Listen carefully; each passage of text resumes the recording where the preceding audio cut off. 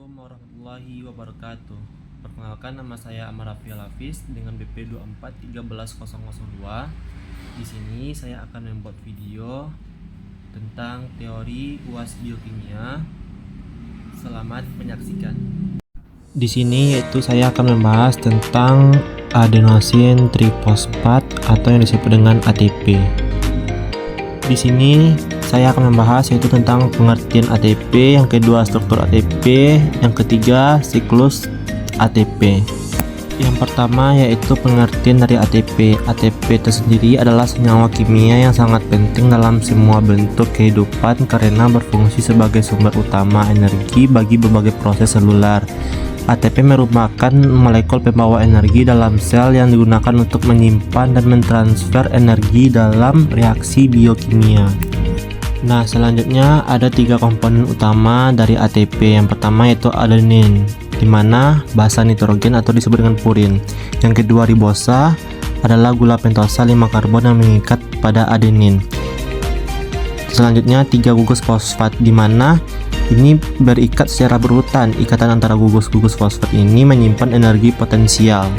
Yang pertama adenin plus ribosa sama dengan adenosin. Kedua adenosin plus 3 gugus fosfat sama dengan adenosin trifosfat. Ikatan antara gugus fosfat kedua dan ketiga disebut dengan ikatan fosfat berenergi tinggi atau disebut dengan ikatan pirofosfat. Ketika ATP mengalami hidrolisis atau pemutusan ikatan dengan penambahan air, salah satu gugus fosfat akan dilepas dan menghasilkan ADP serta energi bebas yang digunakan oleh sel. ATP plus H2O menghasilkan ADP plus PI plus energi, di mana PI ini adalah singkatan dari fosfat inorganik. Selanjutnya yaitu struktur ATP. Gambar ini menunjukkan struktur kimia dari molekul ATP lengkap dengan rumus molekulnya C10H16N5O13P3. Struktur ini terdiri dari 3 komponen utama, yaitu yang pertama basa nitrogen atau adenin. Terletak di sebelah kanan atas gambar. Adenin ini adalah basa purin yang mengandung cincin 2 karbon, dan nitrogen atau cincin berfusi 5 dan 6 sisi. Yang ketiga, adenin merupakan salah satu tempat 4 dari basa nitrogen penyusun DNA dan RNA. Fungsinya adalah sebagai bagian dari adenosin atau adenin ditambah ribosa. Yang kedua yaitu gula pentosa atau ribosa, terhubung langsung dengan adenin melalui ikatan glikosidik. Ribosa itu adalah gula 5 karbon atau pentosa dengan rumus J5H10O5.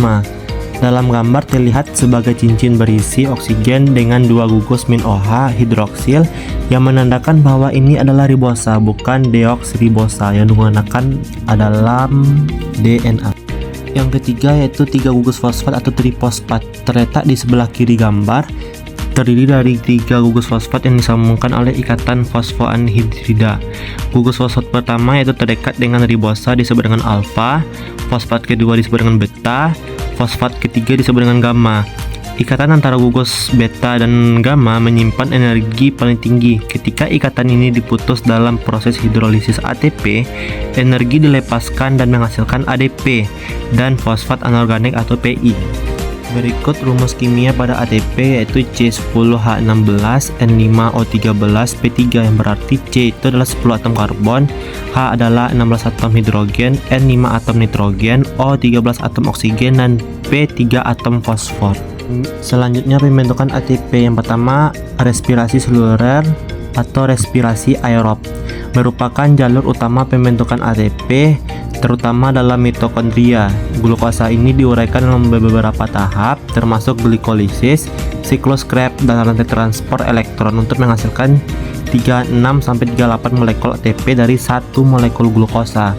Rumusnya C6H12O6 plus 6O2 menghasilkan 6CO2 plus 6H2O ditambah 36 ATP. Yang kedua fermentasi atau respirasi anaerob. Ketika oksigen tidak tersedia, ATP itu dapat dihasilkan melalui fermentasi. Proses ini kurang efisien, hanya menimbulkan 2 ATP per molekul glukosa. Yang ketiga fosforilisasi tingkat substrat terjadi selama glikolisis dan siklus Krebs, di mana gugus fosfat langsung ditransfer ke ADP dari molekul organik berenergi tinggi. Yang keempat fotosintesis pada tumbuhan alga. Dalam proses fotosintesis ini cahaya matahari digunakan untuk menghasilkan ATP melalui proses fotofosforilisasi dalam kloroplas. Berikut adalah siklus pada ATP.